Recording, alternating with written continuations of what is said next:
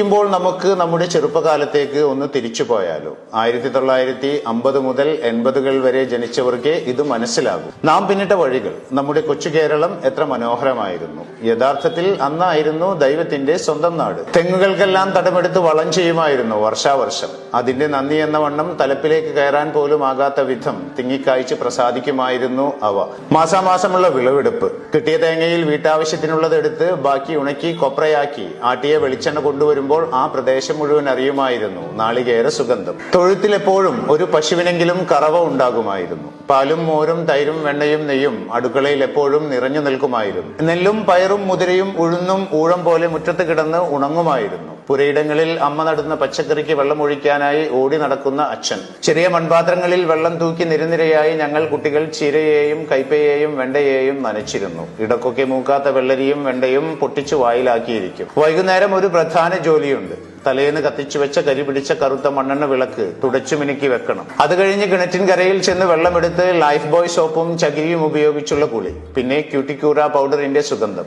വൈകുന്നേരം ചായ കുടിക്കാനെന്നും പറഞ്ഞ് കടയിലൊക്കെ പോയി സന്ധ്യക്ക് വീട്ടിലേക്ക് വരുന്ന അച്ഛന്റെ കയ്യിൽ കാണും ഒരു പൊതിയും എവറഡി ടോർച്ചും. കണ്ണിലും മനസ്സിലും അത് തെളിയിക്കുന്ന പറഞ്ഞറിയിക്കാനാവാത്ത അനുഭൂതിയുടെ ആത്മബന്ധത്തിന്റെ കരുതൽ സുഖം.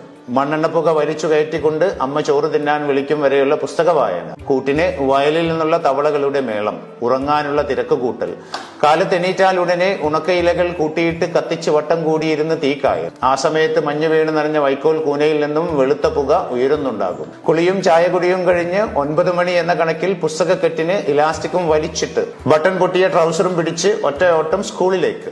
സ്കൂളിൽ നിന്ന് തിരിച്ചു വരുമ്പോൾ അടുക്കളയുടെ ഓടിനിടയിൽ നിന്ന് പുകയുയരുന്നത് ദൂരെ നിന്ന് കാണുമ്പോഴേ ഉത്സാഹമാണ്. അമ്മ എന്തെങ്കിലും പലഹാരം ഉണ്ടാക്കുകയോ ഉണക്ക കപ്പയോ ചേമ്പോ പുഴുങ്ങുകയോ ആകും. അതും കഴിഞ്ഞ് കണ്ടത്തിലേക്കോ അടുത്തുള്ള പറമ്പിലേക്കോ ഒരോട്ടമാണ്. പന്തുകളി, ഗോലികളി, കിളികളി മുതൽ അങ്ങോട്ട് പലതരം കളികളും അഭ്യാസങ്ങളുമായി നേരം ഇരുണ്ട് വീട്ടിൽ നിന്ന് വിളി വരുന്നതുവരെ. പിന്നെ പലതരം കച്ചവടക്കാർ. എല്ലാവരും വർഷങ്ങളായി വീടുകളുമായി ബന്ധമുള്ളവർ. ഓട്ടുപാത്രങ്ങൾ തലയിലേറ്റ് കൊണ്ടുവരുന്ന ആളുകൾ. വിഷു ആകുമ്പോഴേക്കും മൺപാത്രങ്ങൾ വലിയ കൊട്ടകളിൽ കൊണ്ടു നടന്ന് വിറ്റ് പകരം നെല്ലോ പയറോ വാങ്ങിപ്പോകുന്ന സ്ത്രീകൾ. തഴപ്പായ നെയ്ത് വർഷാവർഷം പറയാതെ തന്നെ വീട്ടിൽ കൊണ്ടു തന്നിരുന്ന അമ്മൂമ്മ. കുട്ടനിറിയെ കുപ്പിവളകളും കൺമഷിയും മറ്റുമായി വന്നിരുന്ന വളക്കച്ചവടക്കാർ. കല്ലുകൊത്താനുണ്ടോ എന്ന് വിളിച്ചു കൊണ്ടുവന്നിരുന്ന കല്ലുകൊത്തികൾ. പിന്നെയുമുണ്ട് ഒരുപാട് പേർ. പാത്രക്കച്ചവടക്കാർ, തുണി അലക്കുന്നവർ, തലക്കുഴിയാൻ മൺപ്രതിമയുമായി വരുന്നവർ, അങ്ങനെ ഒരുപാട് പേർ. അവരൊക്കെ ഒരു കാലത്ത് ആ സംസ്കൃതിയുടെ ഓരോ ഭാഗങ്ങളായിരുന്നു.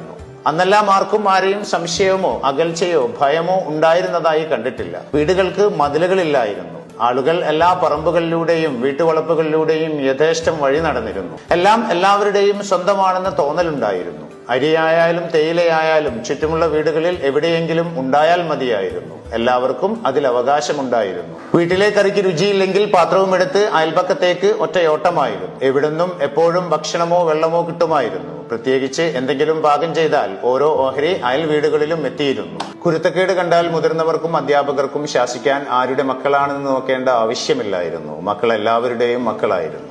നമ്മുടെ വീട്ടിൽ ആരെങ്കിലും ആശുപത്രിയിൽ അഡ്മിറ്റ് ആയാൽ ആരോടും ഒന്നും പറയണ്ട. അയൽപക്കത്തുള്ളവർ പൊടിയേരി കഞ്ഞിയും ചമ്മന്തിയും തോരനുമായി നീളമുള്ള അടുക്കുപാത്രവുമായി വരും. എന്നിട്ട് കൂട്ടിനിരിക്കുന്നവരെ വീട്ടിലേക്ക് വിടും, കുളിച്ച് വസ്ത്രം മാറി വരാൻ. അടുത്ത വർഷം വരെ മനസ്സിൽ തങ്ങി നിൽക്കാൻ പാകത്തിൽ കൊല്ലത്തിൽ 1-2 പ്രാവശ്യം മാത്രം ലഭിച്ചിരുന്ന മാസ്മരിക ഗന്ധം തീർത്ത് മനസ്സിലും ശരീരത്തിലും കുടിയേറിയിരുന്ന കോടിയുടുപ്പുകൾ. മുറ്റത്ത് നിന്ന് മുല്ലയും കനകാംബരവും പറിച്ചു കോർത്ത മാലയുടെ ഗന്ധം. തൊടികളിൽ നിന്നും ഇടവഴികളിൽ നിന്നും കുന്നിൻ പറമ്പുകളിൽ നിന്നും പൂക്കൾ പറിച്ച് താളിലയിൽ പൊതിഞ്ഞു കൊണ്ടുവച്ച് പൂക്കളങ്ങൾ ഉണ്ടാക്കിയ കാലം. പിന്നീട് എപ്പോഴോ പോയി മറഞ്ഞ മനോഹരമായ ആ കാലം. ഇടക്കൊക്കെ വെറുതെ ഇരിക്കുമ്പോൾ അതിങ്ങനെ മനസ്സിൽ വന്ന് പതിയെ വിളിക്കും. ഒന്ന് കണ്ണടച്ചു കൊടുത്താൽ മതി, നമ്മളെയും എടുത്ത് പറക്കും കാലങ്ങൾക്ക് പിറകിലോട്ട്.